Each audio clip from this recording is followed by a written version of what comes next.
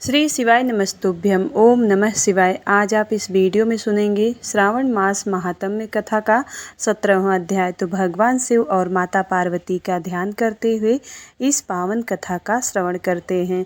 भगवान शिव बोले, हे देवेश, अब मैं शुभ पवित्रारोपण का वर्णन करूँगा। सप्तमी तिथि को अधिवासन करके अष्टमी तिथि को पवित्र को अर्पण करना चाहिए। जो पवित्रक बनवाता है उसके पुण्य फल को सुनिए।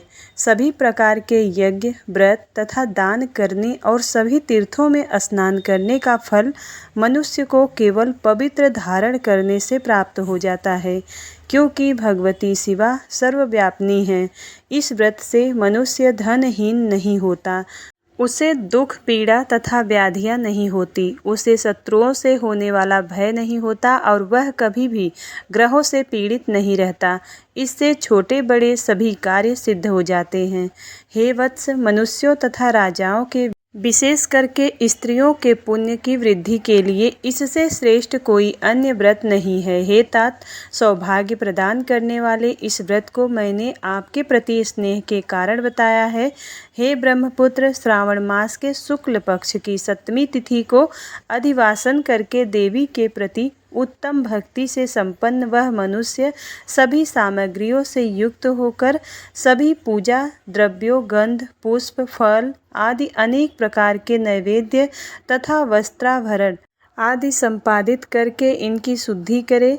इसके बाद पंचगव्य का प्राशन कराएं, चरु से दिग्बली प्रदान करे और अधिवासन करे। इसके बाद सदृश्य वस्त्रों तथा पत्रों से इस पवित्रक को आच्छादित करे। पुनः देवी के उस मूल मंत्र से उसे 100 बार अभिमंत्रित करके सर्व स्वभाव संबंधित उस पवित्रक को देवी के समक्ष स्थापित करें।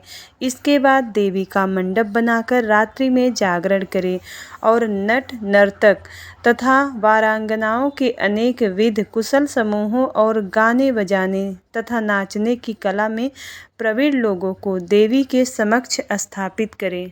उसके बाद प्रातःकाल विधिवत स्नान करके पुनः बलि प्रदान करें। इसके बाद विधिवत देवी की पूजा करके स्त्रियों तथा द्विजों को भोजन कराएं। पहले देवी को पवित्रक अर्पण करें और अंत में दक्षिणा प्रदान करें। हे वत्स, अपनी सामर्थ्य के अनुसार कार्य सिद्धि करने वाले उस नियम को धारण करें।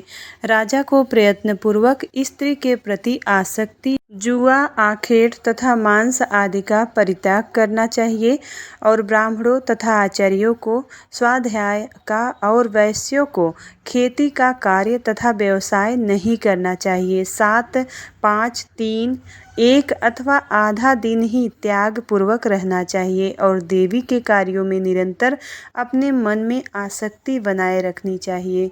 हे मुनिसत्तम, जो बुद्धिमान व्यक्ति विधान पूर्वक पवित्रारोपण नहीं करता है उसकी वर्ष भर की पूजा व्यर्थ हो जाती है। अतः मनुष्यों को चाहिए कि देवी परायण तथा भक्ति से संपन्न होकर प्रत्येक वर्ष शुभ पवित्रारोपण अवश्य करे। कर्क अथवा सिंह राशि में सूर्य के प्रवेश करने पर शुक्ल पक्ष की अष्टमी तिथि को देवी को पवित्रक अर्पित करना चाहिए। हे सनत कुमार, इसके ना करने में दोष होता है, इसे नित्य करना बताया गया है। सनत कुमार बोले, हे देवाधिदेव, हे महादेव, हे स्वामिन, आपने जिस पवित्रक का कथन किया है वह कैसे बनाया जाना चाहिए, उसकी संपूर्ण विधि बताएं। भगवान शिव बोले कि हे सनत कुमार, सुवर्ण, ताम्र, चांदी, रेशमी वस्त्र से निकाले गए कुश, कांस के अथवा ब्राह्मणी के द्वारा काटे गए कपास के सूत्र को तिगुना करके फिर उसका तिगुना करके पवित्रक बनाना चाहिए। उसमें 308 तारों का पवित्रक उत्तम और 200 तारों का पवित्रक माध्यम माना गया है। 180 तारों वाले पवित्रक को कनिष्ठ जानना चाहिए। इसी प्रकार 100 ग्रंथि का पवित्रक उत्तम, 50 ग्रंथि का पवित्रक मध्यम तथा 26 ग्रंथि का सुंदर पवित्रक कनिष्ठ होता है। अथवा 6, 3, 4, 2, 12, 24, 10 अथवा 8 ग्रंथियों वाला पवित्रक बनाना चाहिए। अथवा 108 ग्रंथि का पवित्रक उत्तम, 54 ग्रंथि का उत्तम तथा 27 ग्रंथि का कनिष्ठ होता है। प्रतिमा के घुटने तक का लंबा पवित्रक उत्तम, जंघा तक लंबा पवित्रक मध्यम तथा नाभि पर्यंत पवित्रक अधम कहा जाता है। पवित्रक की सभी शुभ ग्रंथियों को कुमकुम से रंग देना चाहिए। इसके बाद अपने समक्ष शुभ सर्वतोभद्र मंडल पर देवी का पूजन करके कलश के ऊपर बांस के पात्र में पवित्र को रखे। 3 बार वाले पवित्रक में ब्रह्मा, विष्णु तथा शिव का आह्वान करके स्थापित करें। इसके बाद का सुनिए। 9 तार के पवित्रक में ओमकार, सोम, अग्नि, ब्रह्मा, समस्त नागों, चंद्रमा, सूर्य, शिव तथा विश्व देवों की स्थापना करें।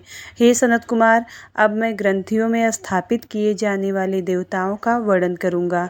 क्रिया, प्रौरसी, वीरा, विजया, अपराजिता, मनोन्मणि, जाया, भद्रा, मुक्ति और ईशा ये देवियाँ हैं।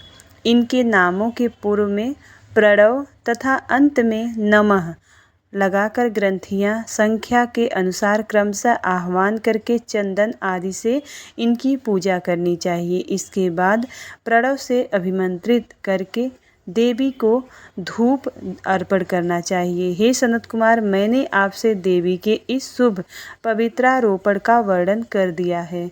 इसी प्रकार अन्य देवताओं का भी पवित्रारोपण प्रतिपदा तिथि से आदि तिथियों में करना चाहिए। मैं उन देवताओं को आपको बताता हूँ। कुबेर, लक्ष्मी, गौरी, गणेश, चंद्रमा, बृहस्पति, सूर्य, चंडिका, अम्बा, वासुकी और ऋषिगण, चक्रपाणी, अनंत, शिवजी, ब्रह्मा और पितर, इन देवताओं की पूजा प्रतिपदा आदि तिथियों में करनी चाहिए। यह मुख्य देवता का पवित्रारोपण है।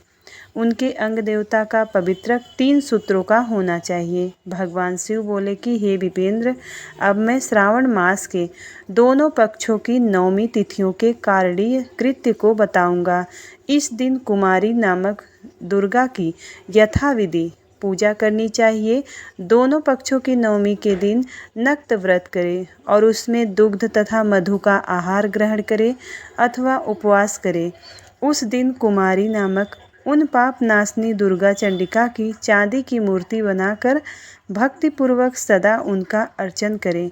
गंध, चंदन, कनेर के पुष्पों, दशांग, धूप और मोदकों से इनकी पूजन करना चाहिए। उसके बाद कुमारी कन्या, स्त्रियों तथा विप्रों को श्रद्धापूर्वक भोजन कराएं। फिर मौन धारण करके स्वयं बिल्वपत्र का आहार ग्रहण करें।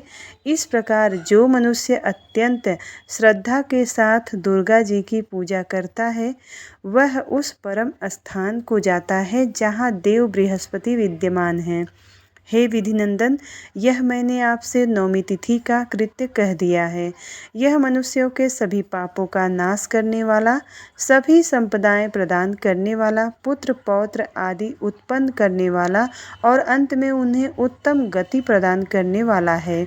इस प्रकार श्री स्कंद पुराण के अंतर्गत ईश्वर सनत कुमार संवाद में श्रावण मास महात्म्य में अष्टमी तिथि को देवी पवित्रारोपण नामक 17वां अध्याय संपूर्ण हुआ। श्री शिवाय नमस्तुभ्यम। उम्मीद करती हूँ श्रावण मास महात्म्य की कथा आप रोज़ सुनते होंगे। यदि आप इस कथा को पसंद करते हैं तो वीडियो को लाइक ज़रूर करिएगा। चैनल पर पहली बार आए हैं तो सब्सक्राइब ज़रूर करिएगा और कमेंट बॉक्स में भगवान शिव और माता पार्वती की जय हो ज़रूर लिखिएगा। तो मिलती हूँ अगली वीडियो में, तब तक के लिए जय भोलेनाथ, जय माता पार्वती की जय।